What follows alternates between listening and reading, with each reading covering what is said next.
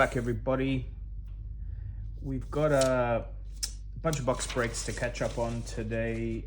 Starting with James M, which is 2 high seas boxes. I thought instead of streaming though, I might do a bit of a ranty discussion video instead. LSS, or specifically Flesh and Blood, turned... These are Belgium high seas packs, by the way, James. Yeah, Flesh and Blood turned 6 the other day, and I was thinking, hey, should I send James an email, send the team a gift? I didn't know what to do, really. Like, I'm sure they celebrated in their own way. James posted on Twitter, a bunch of people congratulated them. The thing is, why am I doing this in reverse? This is what I usually do. I've been meaning to make a Flesh and Blood video for a while, like my thoughts, feelings, emotions. But to start off with, happy birthday, Flesh and Blood. Like the sheer fact that a non-intellectual property game, or like a non-pop culture game, one could say, doing so well, I think it's still constantly holding a spot in the top 10 selling games globally, and that includes like the enormous games like Pokemon and Magic. It includes Yu-Gi-Oh! It includes new IP like Gundam. Flesh and Blood's like a miracle story, and it's probably not a miracle because we'll get into that too. But I mean, through COVID, creating their own game, unique playstyle, unique intellectual property that didn't exist prior, and not just surviving for 6 years, thriving and growing.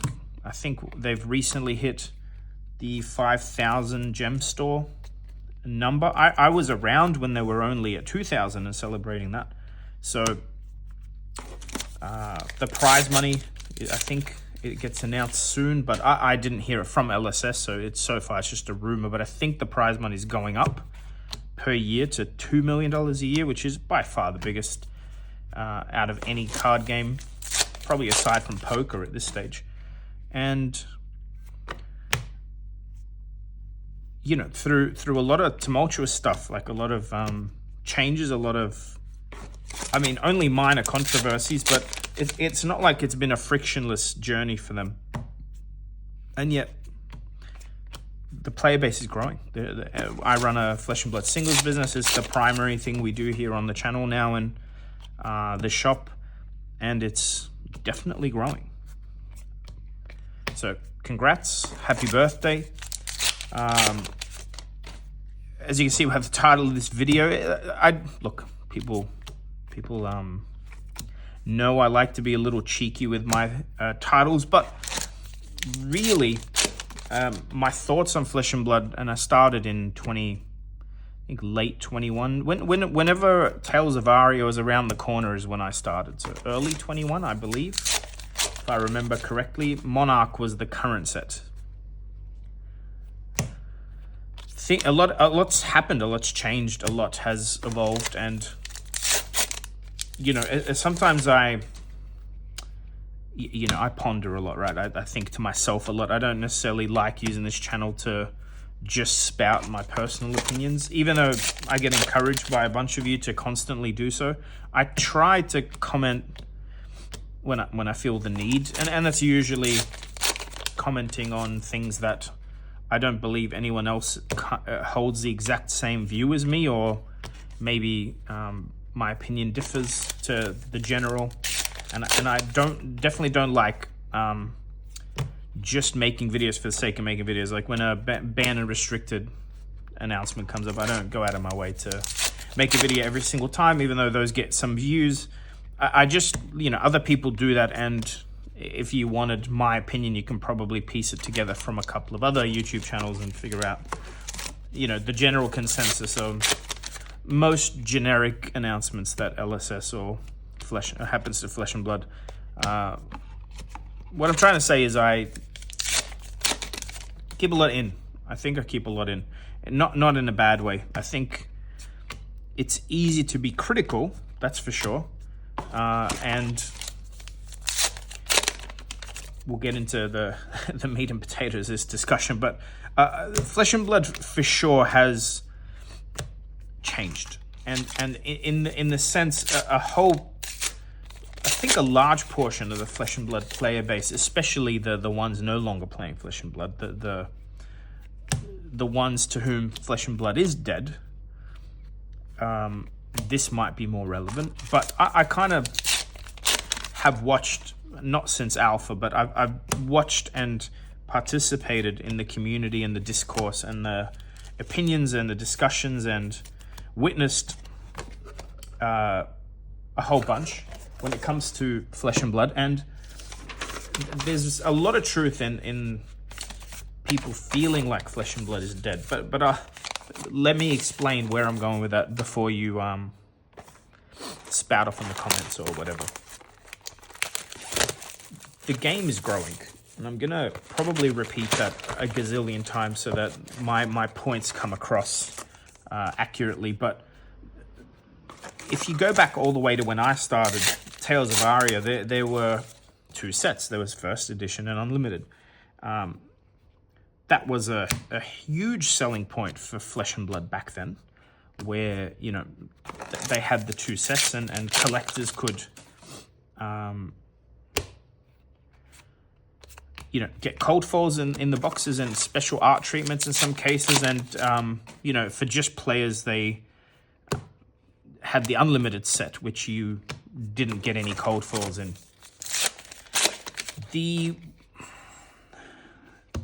That failed, dramatically so. It didn't quite pan out, I think, the way they intended, and they really quickly gave up on it. And when I say quickly, I mean in the grand scheme of things, it was only it existed for a few years, but Unlimited sets, that is, before they completely shunned it. The last set to have an unlimited printing was actually Everfest, if I remember correctly. But that never saw the light of day. And James actually, on this channel, announced that it got incinerated, destroyed at some point because they didn't want to just dump it on the market.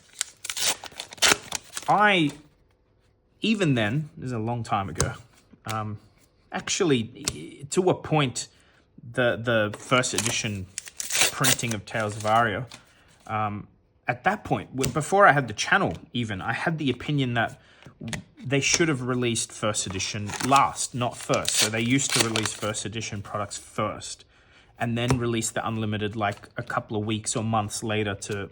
And I always thought that was absurd because what would happen is everyone would...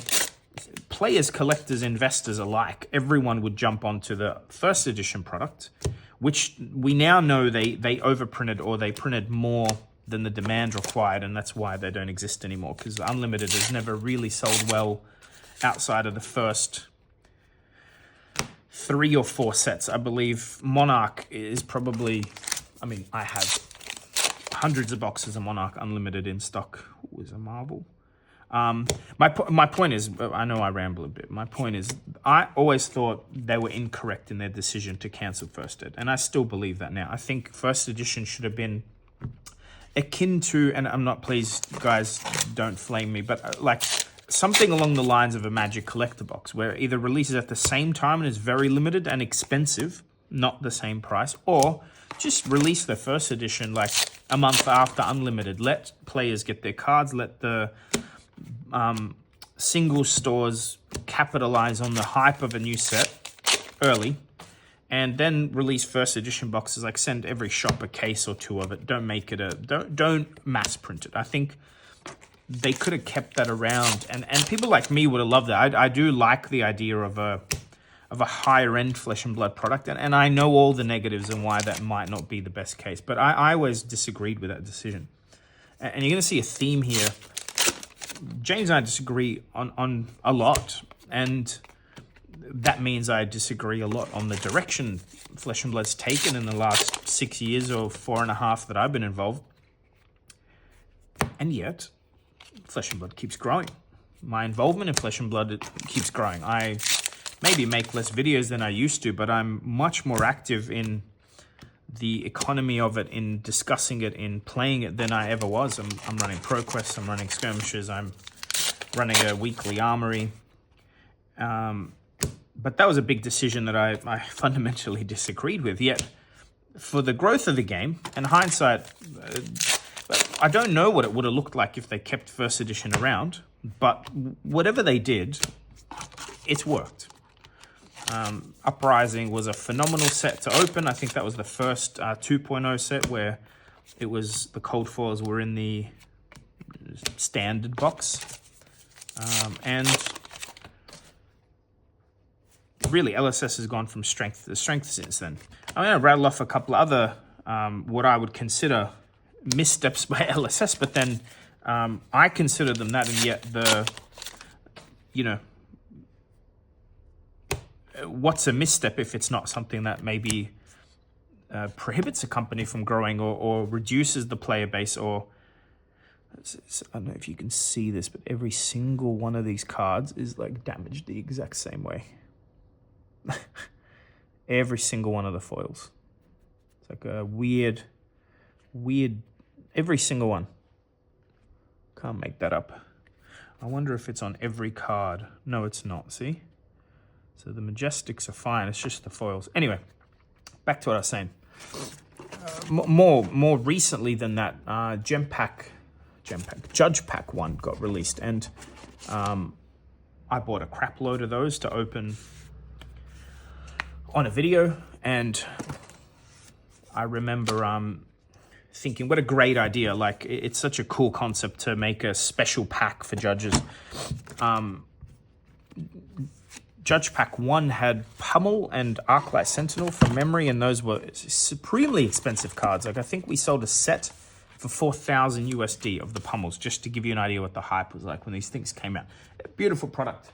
Judge Pack 2 came out, and they reprinted Art of War.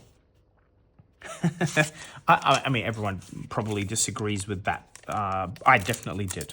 And a bunch of my friends who were more collectors than players, like busy business people that definitely have money to spend on Flesh and Blood, and they enjoy spending money on Flesh and Blood, left the game when they reprinted Art of War in a better foiling than you could get in Alpha. I know of a specific example of a collector who had 15 of them, and there's like multiple 5 figures worth of Art of Wars back then, and yeah, they reprinted it in a better version. Now, the argument back then was, like, there's an older version that should always take precedence, but I do think that that's a bit of a cop-out, because older, like in like Magic or Pokemon terms, is like 20 fucking years, 30 years.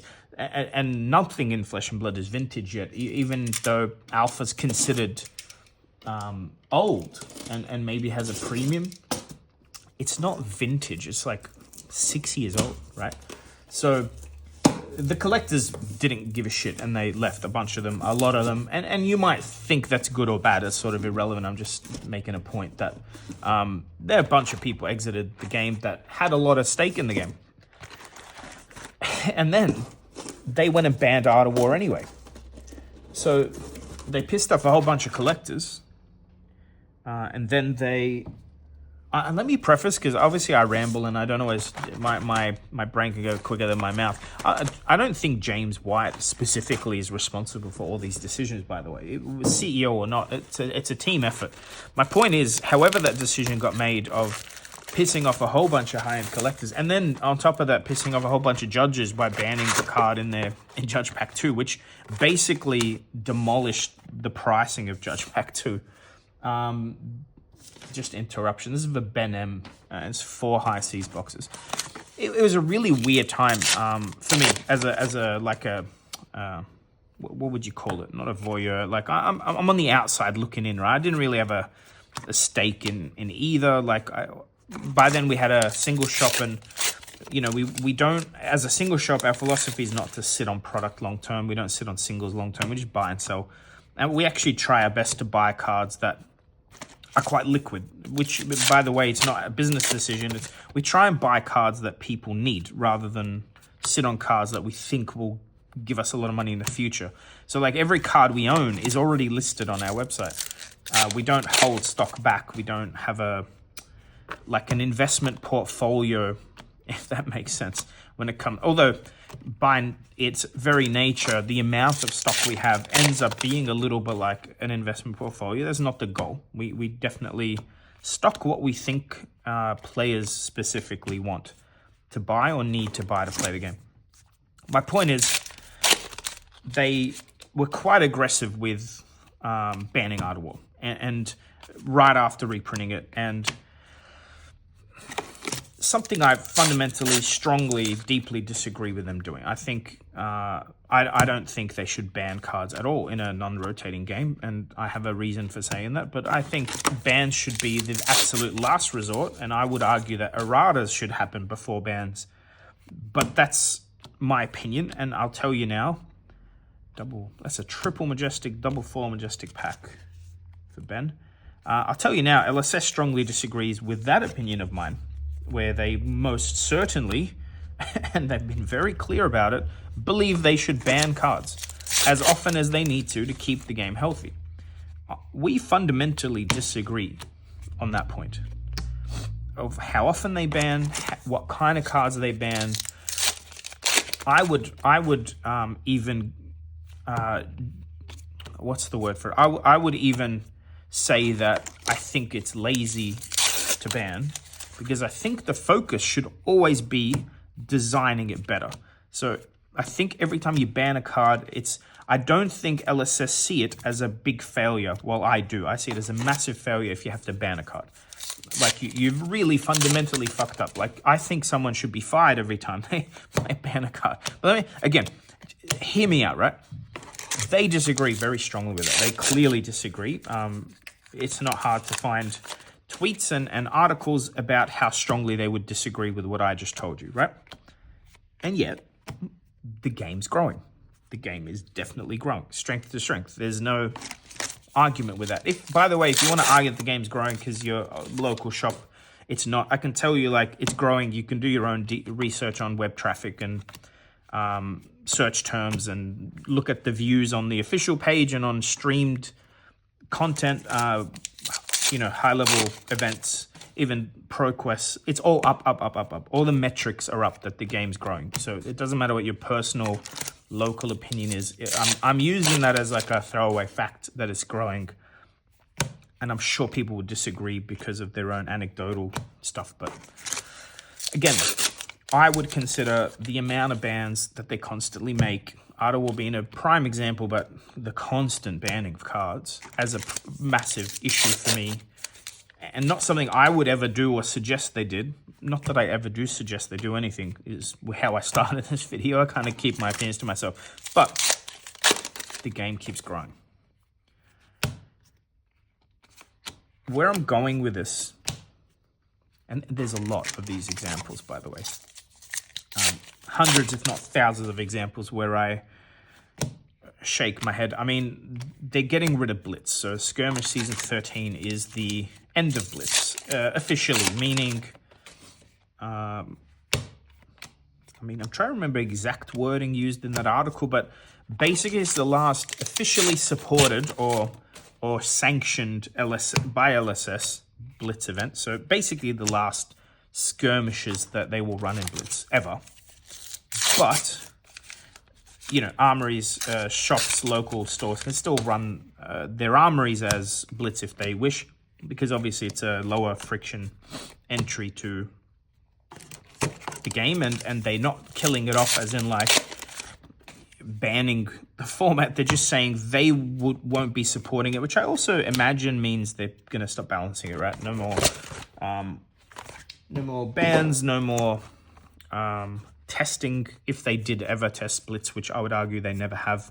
I don't believe they've ever touched the format internally. I think whatever balancing they've done, again, I guess with Blitz, any balancing they've done, I believe has been with just brain power, not time. Like, they probably asked the devs what they think, if they've played some games locally, what they think they should ban just off the bat, and maybe looked at some stats of skirmish wins and decided off that what cards to ban or heroes to nerf. But I don't think it's ever been like a major thing where they've like sat and tested Blitz. But my point is going, right? I think it's just to make room for Silver Age. Again, I fundamentally disagree with that. I think Blitz was the reason I started playing Flesh and Blood. I do not like CC. And the reasoning is mostly that an hour-long game, a 4-hour-long armory is much... It's a massive time commitment. And it's also, it feels like it's much less social than what Flesh and Blood was when I first started playing, which was Blitz armories. And 3 to 4 rounds took under 2 hours in most cases. And yes, there was some unbalanced stuff and some, dying on turn 0 and unbalanced things because of the life totals. But I think we all had more fun. It's something I really do think. We were playing a game. It was more fun. I mean, you play Monopoly and sometimes it's not a fun experience in the sense that you might get very unlucky with a few dice rolls. I can remember a recent Monopoly game where I basically ended up in jail 3 turns in a row at the start of the game, and every time I'd leave, I'd land back on, go to jail, and, like, I wasn't going to win that game, right? It doesn't mean I didn't have fun playing the game, and I think a quicker game is a more fun game when it comes to card games for me, because you get to see more opponents, you get to see more decks, you get to enjoy... like, you either get to do or not do what your deck wants to do much quicker than you do in CC. But anyway, it doesn't matter. Blitz is gone. Like, I'm not trying to advocate for its return. I'm saying it's something that I would fundamentally disagree with as a direction for the game. I think I think they should have made PvE, but they haven't, and they have said they won't. So... again, where am I going with all this? My point is the game's still growing. The game is going from strength to strength. They're clearly more profitable. They're putting more money into price support. The content team, the videos that they produce are much better than they used to be. The sets even, like the quality of their sets, including Super Slam, has just gotten better and better and better. Like, High Seas was a banger of a set. Hunted was a banger. Super Slam was less hyped for sure. And yes, we've sold less singles of it, but it's a really good set. There's actually some of the best Flesh and Blood art in it. MJ, who designs every single card back in the game and every border and has only limited pieces of actual art in the game, has 2 insane pieces of art in this set. In Super Slam, not the set I'm opening. So whether I disagree or not, whatever they're doing, and I'm going to touch on what I think is happening here, it clearly is working. And I think for their 6th birthday, it's worth saying this. James is an amazing human. Like the way to explain what I think is happening with Flesh and Blood and why I can sit here and disagree strongly, yet I'm still opening Flesh and Blood and I'm still selling the product and I run an entire business focused on this product, is that James is very much like a singular focus kind of person. And we've known about Flesh and Blood for 6 or less years. He's worked on it, I believe, for like 12 or 13 years now. As a concept, from a design perspective, testing, researching, iterating. And the reason I could be wrong about all my opinions is that I am not as focused as James is on the business that is Flesh and Blood and LSS and the game that is Flesh and Blood. He's obsessed. LSS, I think, as a company, and I say James because I've probably interacted with him more than any other staff member at LSS, luckily for me. He's very focused on building a competitive card game and a competitive Pro Tour circuit, or World Tour circuit as they're calling it, sort of above anything else, to even a ruthless degree. So in spite of,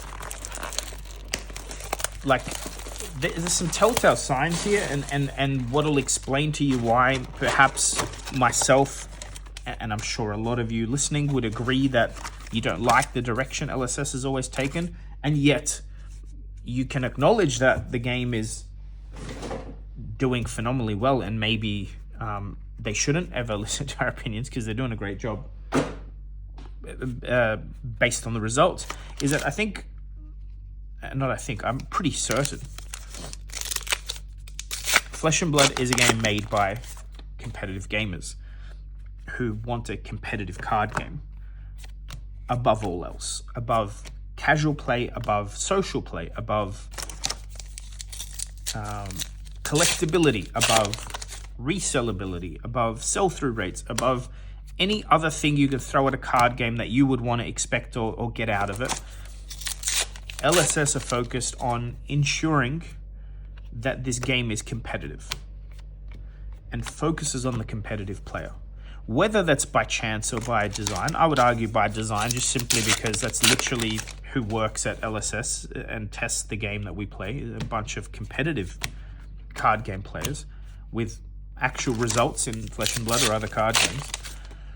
That singular focus is something to respect. Like, if you look at it from the outside, they are unapologetically who they are. They're making the game they want to make, that they would want to play unapologetically. And to a degree that I even would suggest that maybe they're a bit too soft and too lenient and should go much, much harder in that direction, because it's clearly attracting the type of player and person that they want to attract.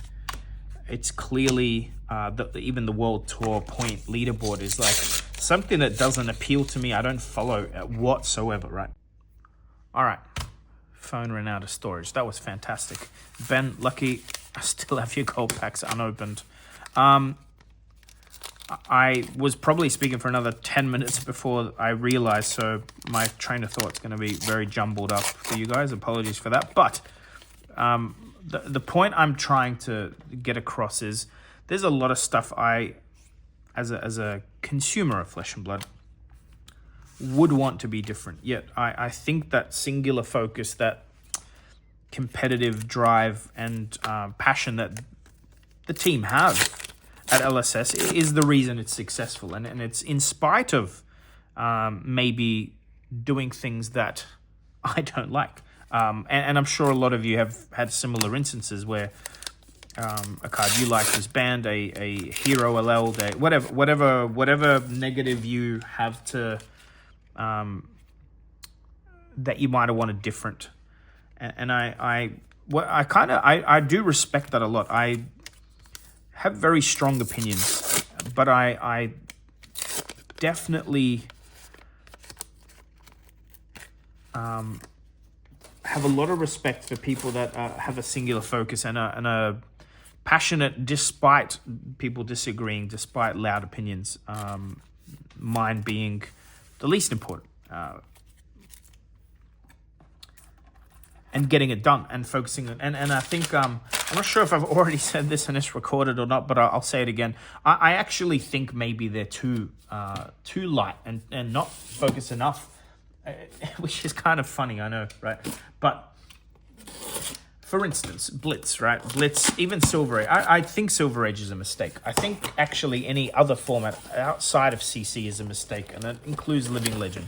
And the reason for that is it's already so difficult. These are for Mr. Grimm, by the way, 2 cases of Mastery Pack, and then we'll finish the video off. But I think maybe they're not like ruthless enough. Again, I'll tell you like my opinion on fucking bans, man. Like, you have an entire ecosystem that drives your game around expensive cardboard, more or less, right? Not all of it's expensive, but like the game pieces are very expensive in this game, and yet you're so willing to just ban them. Art of War is like a good example, but old. But like, where I'm kind of going with that is, if you're so willing to ban cards, like what's wrong with just something a bit more elegant than a ban? Like what's wrong with just, I don't know, errata a hero's life total? I mean, Kano's on 30 life for a fucking reason, and it's the most elegant way. By the way, guys, I have mentioned this to LSS, and they're so against it. I'm also not the only person. Like, I definitely came up with this all by myself, but I'm not the only person that's ever thought this or said this. I'm not trying to. It's definitely like something that's been thought of before. But like, why not let heroes play Art of War, but the heroes that can abuse it make their life total lower? On the flip side, maybe Betsy's trash. Maybe you messed up in the design phase. You made a hero that you never had time to fully test and iterate, and I can only imagine with the deadlines of actually printing a physical card game that not everything can get equally tested. And you know, if you've got to ship 2 good heroes or fully fledged heroes and 2 that are maybe okay but might need future work, fine, so be it. Like I said, I think LSS still lean too much into it's okay if we mess up, we'll just ban it later, versus taking a lot more accountability and focus on that never, ever, ever happening. But what I'm trying to say is, as much as I understand the difficulty, why not just make Betsy a 45 life hero for a particular season, let's say? It doesn't have to be a permanent errata. And further, why not just not print young heroes anymore? Like, they've been printing young hero Marvels, and they're always a feel bad. Like, the art is beautiful. I'm not like, as a observer, as a collector, the art's beautiful.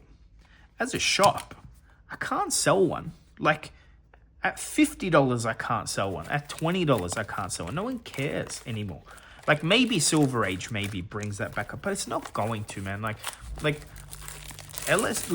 the only thing that matters in Flesh and Blood really is CC. Like, that's what dictates the price of a card is how played it is in CC and how many people need 3 copies of it.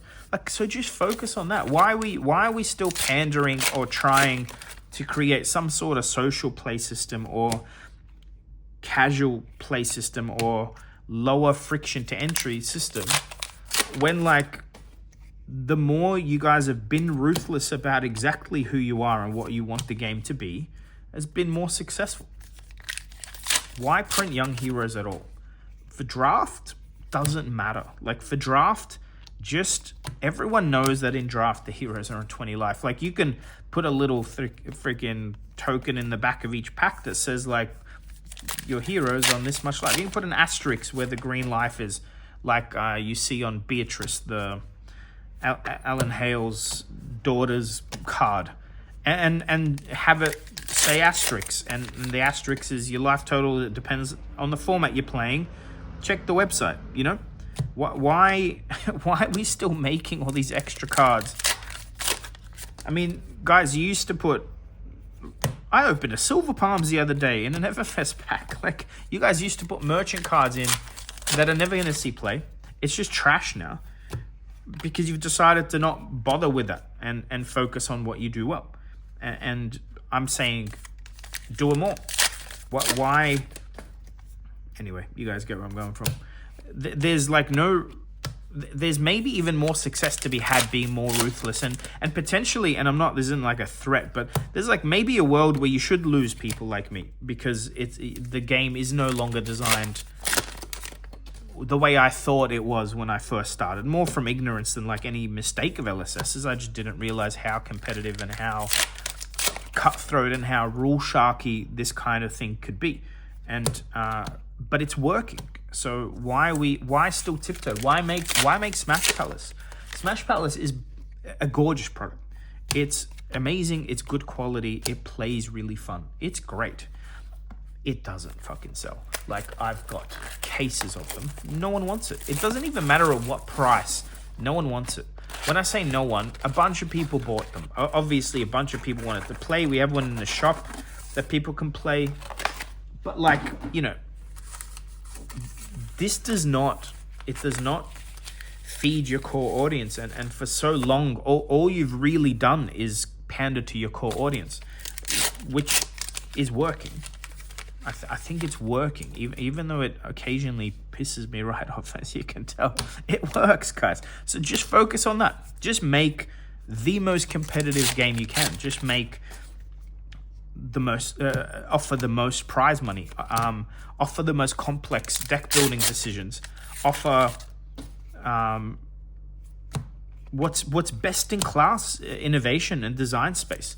And most likely art. Like, that's subjective, but holy shit, like, no one out there's really competing with Flesh and Blood art. Like, there's good art everywhere, but like Gundam, One Piece, like, that's not art. You know what I mean? Like, it's just from the anime, and if you're a fan, you love it. And but like, it's not like brand new. You know, it's not fresh. It's not eye catching.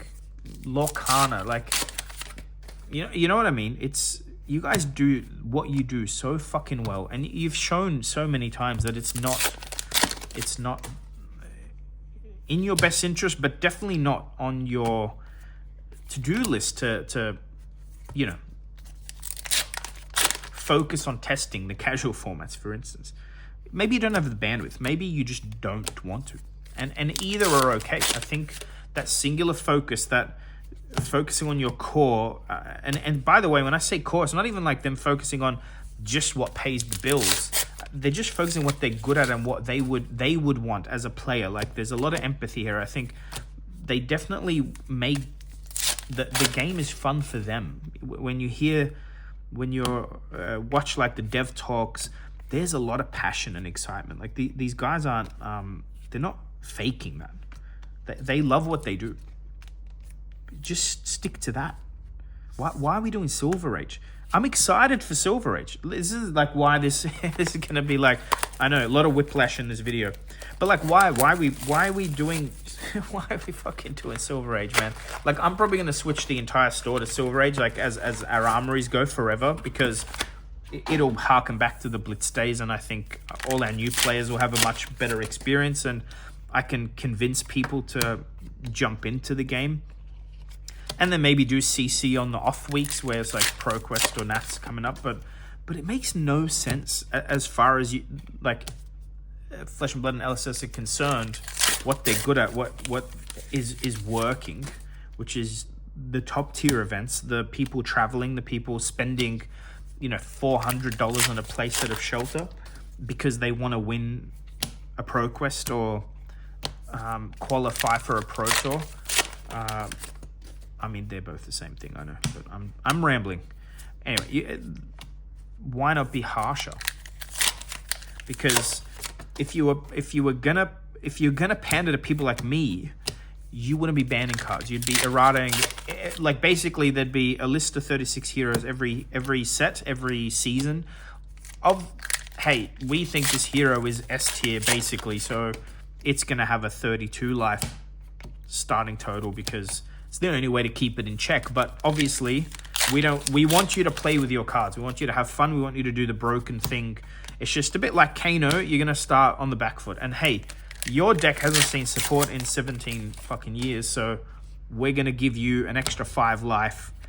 Maybe that'll help you set up a couple of potions. Maybe it'll help you, give you that extra couple of percent points that you need to compete in this meta. But you're not doing that. So why? I'm going to give you guys, this is like anecdotal, but it's not. I was at a Distributor open house recently. This is like a wild story because it really reinforces what I'm trying to explain to you guys. We were sitting around at the LSS booth, and they had like Smash Palace and Armory decks and Learn to Play decks, the Bravo and Ira. It's just basically like something to show to potential stores that are at this open house that might want to introduce Flesh and Blood, right? So we're sitting there as maybe a group of 12 of us or whatever, and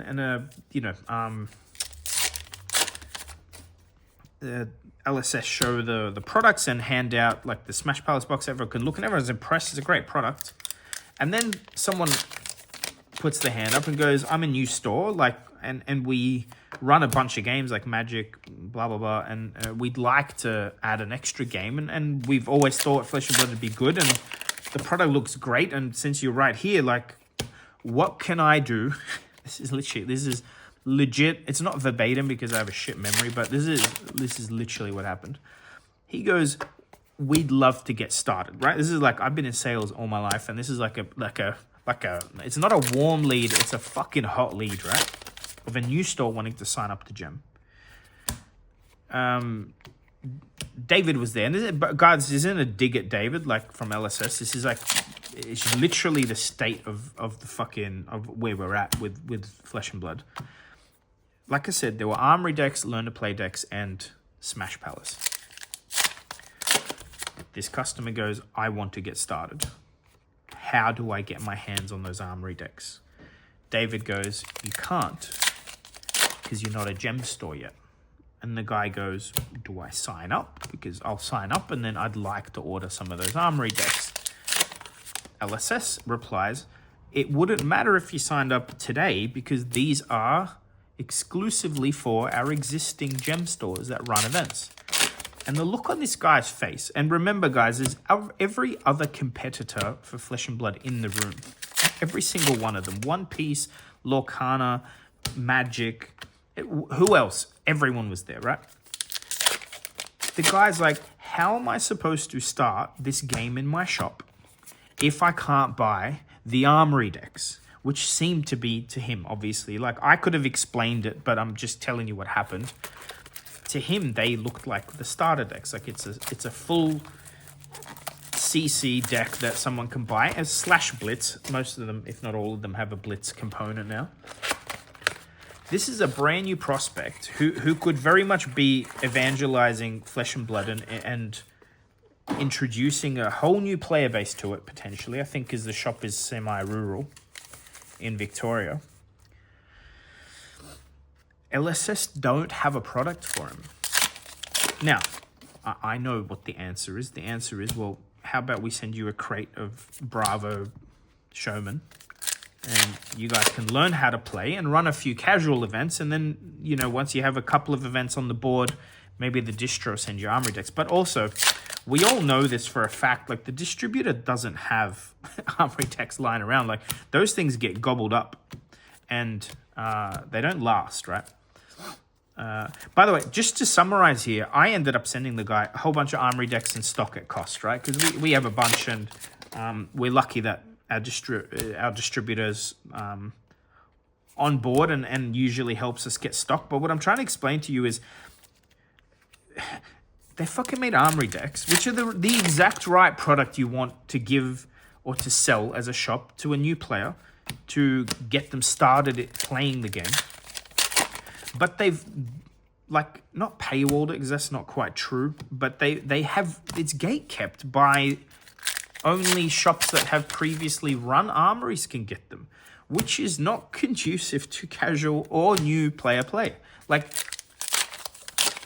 do you guys see where I'm coming from? Like, I know that's not the product design. I know like what the comment's going to look like. If anyone does comment on this, is going to be like, well, yeah, but that's like, you know, there's cards in there for existing players. It's like a one-stop shop. Existing players want the new cards, and like, it's so that you know, you're an existing player, but you want to start playing Gravy instead of just building the whole deck. You just pay $60 and start playing Gravy. But guys, where is that product for the new player? Like, why can't this shop? Because it's not Blitz, right? Like, Blitz is dead. So why? Do you understand that a new shop wanting to spend money, being told, we can't take your money on the product that you think you need because it's not even designed for you, but there's no real product designed for you. Like, they don't have one. There is no product. And like, Bravo Showman is not the product because it's just mirrors, which are boring. Like, so the main part of Flesh and Blood that people usually get drawn to is like, oh, I get to choose my hero. Like, oh, she looks sick. That looks strong. Like, I love the aesthetic of this. That's how people get into Flesh and Blood, right? Most of the time. It's not because of the amazing mechanics in the game, although that is a fact. Most people get in because of the art, because of the hero choice, which is a massive buy-in when you see a hero or a class or yeah, anyway, you guys get where I'm coming from. They don't have that. There's no product. No one's ever made it. There's not, and Armory decks could be that product, right? It would be the most, the closest thing to being that product. Yet new stores can't get them. It's wild, isn't it? Like when you really think about that exact story. It's like anecdotal, but that literally happened in front of me. That's an entire store that couldn't at the time see a way in. Like there's so much friction for no reason. Like a new store asking you to join should be like, hell yeah, we're gonna send you a whole bunch of Armory decks and blah blah blah, and you know, like it doesn't exist. It's not even on their radar. And again, where I'm coming with this is that's fine, right? It's a solvable problem. I helped. It's not like I didn't do some big favor. Like we had a bunch of, I believe it's Gravy Bones that we couldn't sell, so we sent him like 4 Gravy Bones, a couple, I think 4 Ira, and one that we had like 2 decks left at cost, just to make sure, it cost plus 10% or something, because I get it. Like if you're gonna try and get your locals convinced, but they already play card games, like they're gonna get bored with an Ira deck or a Bravo deck very quickly, and you're a new store, so you don't have singles for them, and it shouldn't be like, it shouldn't be you as a store sending them to me to buy singles, right? Because you should be trying to sell them a product as a store. You're still a business. They ideally spend their money in your store where they're playing. But again, looping back, they should just be more ruthless with this stuff. Like, you haven't even got 6 years on a correct onboarding product. Like, by the way, we've never received a single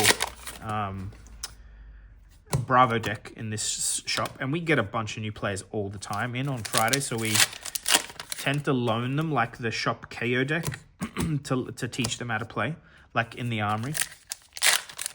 I still have a sleeve Dory versus Reinhardt deck, but just guys, you've gone so far into how competitive the game is, and your design philosophy and testing philosophy is very much focused on the limited play and the constructed adult hero play.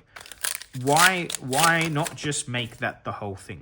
Like every time I've disagreed with LSS's like harsh stance on anything, what they've decided seems to work for the competitive scene and to grow the game. And yes, people leave games all the time. It's a revolving door. But overall, for 6 years, you can't sit there and go, I'm right, they're wrong, if what they're doing is working, right? It just means they're finding the niche. They're finding the players that do want a game with exactly this direction and thrive on it and love it and want to promote it. And I'm not even saying I don't want to promote it. I'm just saying I would prefer something more casual, but I clearly am wrong in the sense that this particular game that I very much still have passion for is not exactly what I envisioned it would be this far in, and a lot of the products and decisions, and I guess we all like to imagine and hypothesize what will come out and how exciting it'll be to have an alchemist and play PvE, and it's not happening. So we're still here, some of us, some are not. But I think it's all working in the right way. I think it's still a purist game. It's still focused on what it's good at, focused on what it wants to be, unapologetically. And if anything, 6 years on, it should do even less apologizing and not that that's a thing, but even less pandering and more just singular focus on exactly what Flesh and Blood is, which is a competitive trading card game with a high focus on a professional circuit around the world. Play the game, see the world is something I've been doing. I've gotten to see so many countries because of this game. If you think about 5,000 stores in 6 years, like hundreds and hundreds of thousands of people no, they may not all actively play the game every single week or month, but hundreds of thousands of people have developed connections. Thousands of businesses have started or adopted a part of their business into this game, into this ecosystem, and it's wild how successful it's been, in spite of all the negative things someone like me can say, but more importantly, in spite of all the other friction and world events and competitors and the list goes on. It's impressive. It's not easy or often that I can have such, let's call them negative opinions or feelings about something, and yet respect it also, knowing that my opinion is not exactly where it's heading or being heard, but it's seeing so much success. And that is big hats off to James and obviously the whole team, not losing focus on what they are designing and attracting and keeping the clients and the consumers of the product that are most suited to the product. Like there's some big names, like big names, big people, big wallets, big amounts of money, big personalities that have left the game. Big YouTubers. Man, there's a bit of lore for you guys. Steve Aoki was once a massive fan of Flesh and Blood. You can go look at his YouTube channel, and some of his first videos are related to Flesh and Blood. He's gone. He doesn't promote the game. I think there was, I mean, I've only heard rumors. I don't really want to, but I think he expected a lot more from LSS than they were ever going to give a content creator or a celebrity to support their game. Like, you know what I mean? He liked the game. They didn't like, what am I trying to explain? They sent him gifts and stuff, but I don't think there's ever like a commercial agreement. They just saw that someone with a lot of reach had an interest in their game, so they made sure they fostered that, and I think it became, I mean, the guy ended up in MetaZoo and then also stopped doing that for obvious reasons. But my point is, like, the one thing that's still here in spite of everything is pretty much mostly the same team working on the game under the same leadership, and the focus is like very clear. And if you're still like someone who's on the fence, whether there's games for you or not, or whether it's good or not, it's fucking great. The game's great. Whether you will find it fun or not, how competitive you are as a person, you see that a lot, like people going, how do we foster like tabletop play and casual? Like that is up to the players, but most of the Flesh and Blood ecosystem revolves around you winning your 1v1. Like it's not going to... Gem packs are great. I think they've definitely lowered the intensity of the average armory, but the average player in Flesh and Blood still, more so than when it came out, is still more focused on winning than having fun. And I don't think you can fix that or change that unless you fundamentally change every single other thing, including who is testing and designing the game, which is not something I'm advocating for. I'm saying, like, you're still going to get a product of the people that make the game and a product of the decisions that those people make, and you're looking at that 6 years on, and by all metrics, it's a big success, and one that I don't think anyone should be pointing at and going, yeah, but they should have done this different. Like, I'm sure they think that. I'm sure, I mean, LSS haven't been shy about some of the mistakes they've made, but overall, they're probably exactly, if not further than where they wanted or expected to be. And I'm a fan of that. I'm a fan of that in spite of my not shortcoming, in spite of what I would say are their shortcomings as a product and a company over the 6 years. And I mean, happy birthday. I think this is the beginning.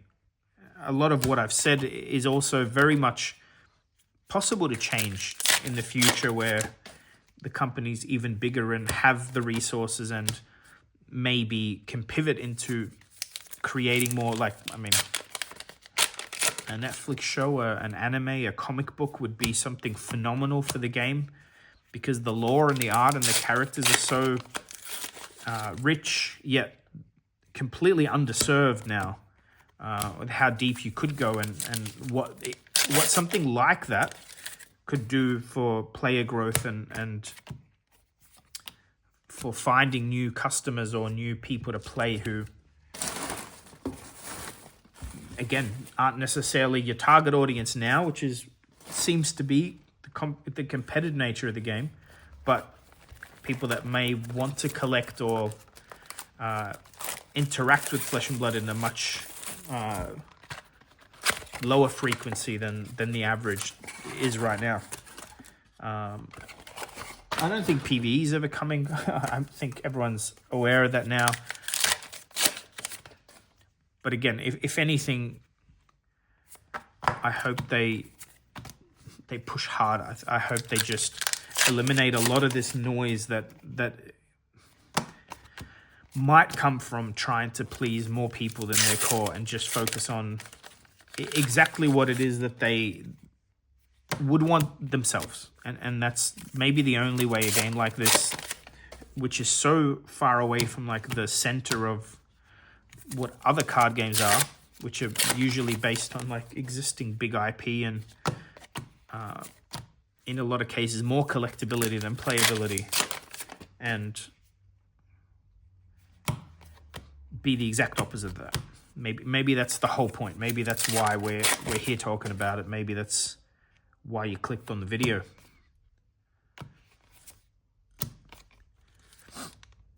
Getting to the end, I think I've got 4 boxes left. I know there's been a massive rant with a big interruption in the middle, but I wanted to be honest. I wanted to be like quite transparent, because I talk with enough people to know that a lot of my opinions and thoughts are not necessarily just mine. To a point, they're even formed by friends and discussions and influenced by others, as our opinions always are. But if this has come across in any way condescending or overly negative, especially if you are someone from LSS, I apologize. If you've met me in person, you know there's a lot of sarcasm and irony when I speak, and a lot of it is I mean, I just don't filter myself too much, but this rant, this speech, this whatever you want to call it, is very much from a respectful place. Like I'm genuinely impressed, and that's in and of itself hard to do, but I think you guys are hitting the nail exactly on the head, even though it's maybe in a lot of ways sometimes not what I want. And I'm saying I think you guys are doing it very well to even keep someone like me so engaged and so invested, because I've never been that person. I've played competitively in games and sports, but it's the card game world has never been the type of memory and recollection and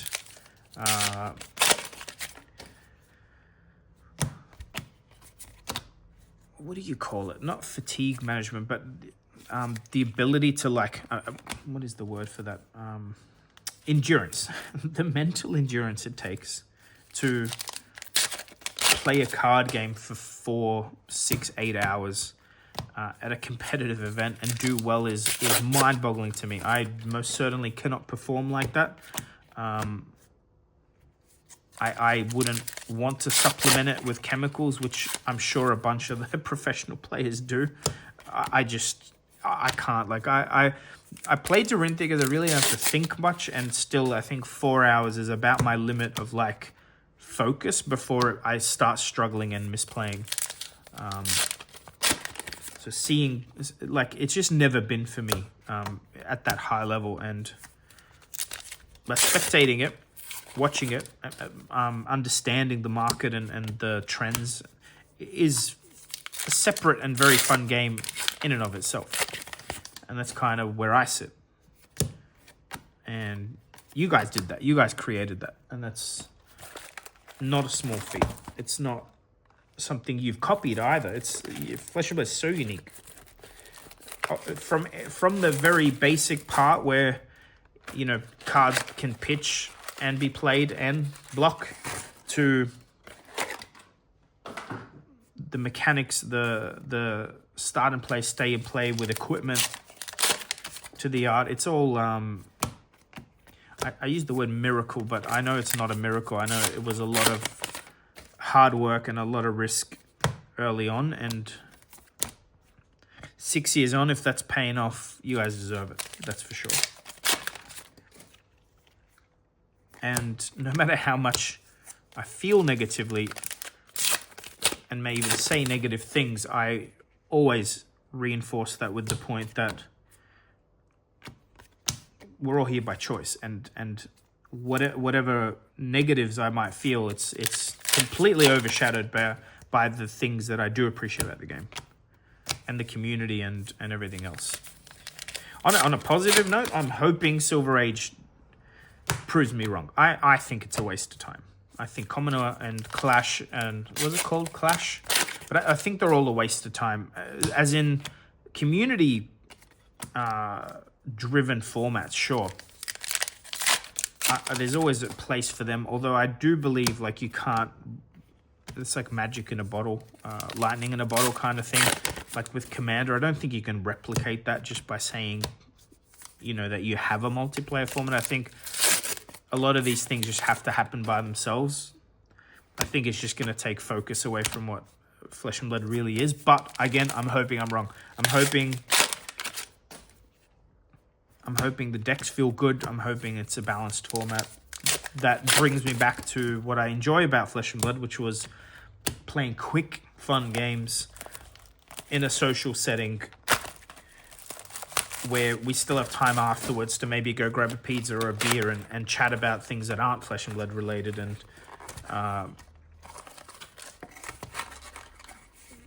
that would really bring back a lot more excitement for me for playing the game. Is that quicker, less dense, less complex, less pushed format that Blitz used to be when I started playing.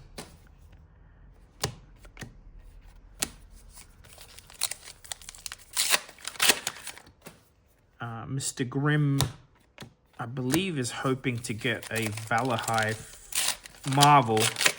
And we've opened like, I don't know, gazillion of these boxes and have yet to see a single Jarl or Testament Marvel.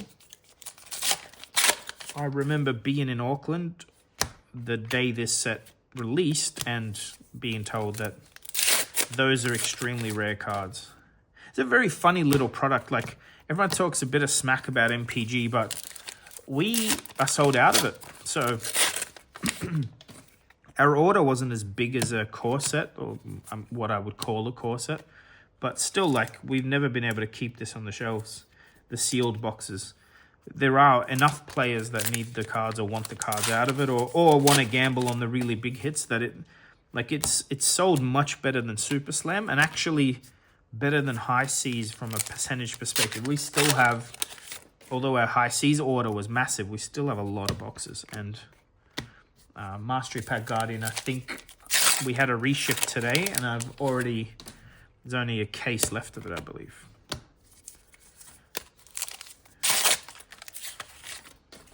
But yeah, hoping we get you one good card before we end the video, bud.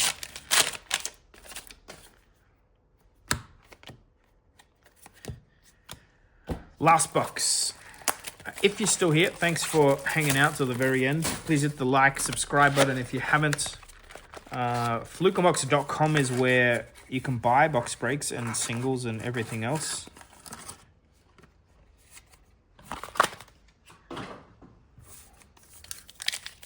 But these are all box breaks, so if you see a card here that you wanted, unless we've previously opened it, these cards are not available. But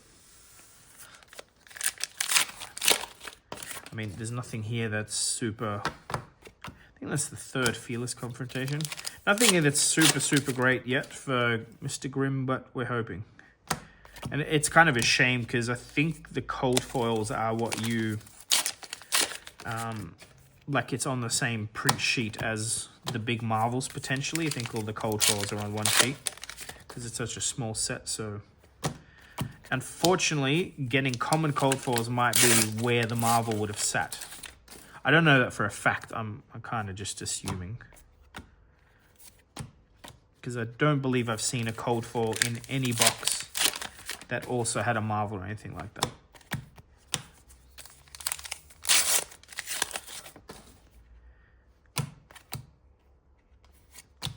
That's a good one. Test of Iron Grip in... Actually, is there an EA of that? If there is, that might not be worth a lot. Hopefully my phone is still recording. But it is what it is with box breaks. If it stops recording, I can't really rewind.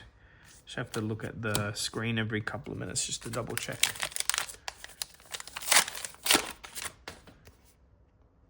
Is that shiny? No, I hate that. Hate the art cards. I mean, it seems like a lot of people like that. Every time we list them to sell, they sell out instantly. But I hate that it looks like a Marvel for that split second sometimes in the light. Nothing of note for this particular box break, unfortunately, although we did have a few Marvels back when I was on the full-blown rant. Thanks for tuning in, and definitely see you guys soon. Ciao.